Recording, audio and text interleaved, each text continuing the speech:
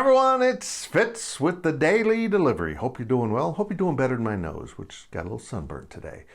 Hey, your quick reminder here, please subscribe to our YouTube channel. We're almost over 9,000. Let's do it. Thumbs up, you like the video, leave a comment. I love the comments, read them all. Hey, got a lot to cover today. Let's see if I can get through this in one take. And this is your official Big 12 expansion primer from Fitz. I'm talking about myself in the third person. First, there's three phases, the first being Pac-12. What happens to the Pac-12? Now, of course, we hope all of these conferences get to stay together and enjoy their historical bonds with their brethren in their conferences, but the Pac-12 looks like it's in big trouble. And phase one is getting Western schools to go with BYU. And the question becomes, who from the West would the Big 12 want? It looks like Arizona and Colorado are on the list. It looks like they're safe.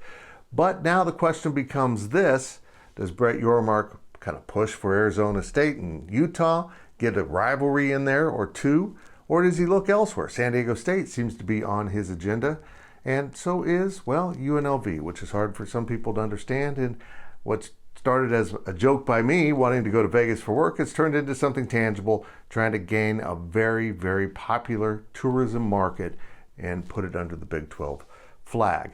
The question within this question becomes, do you take 3 out west to go with BYU to get 4, or do you go ahead and take 4 to get the conference to 16? Because phase 2 was originally phase 3, but now the ACC is in trouble and it may not last much longer. I really hope that isn't the case, but if the Big 10 and SEC come a-calling, knock, knock, knock, who wants to join? Some teams, some schools will certainly jump at the opportunity to be in more stable and profitable conferences.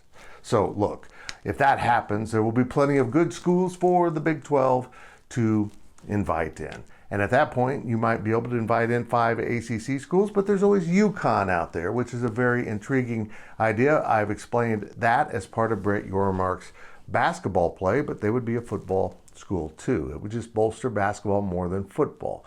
And that is phase 3, the basketball phase, the one that confuses everyone. Oh, well, they don't bring anything to the table in football. That was my impression of some people.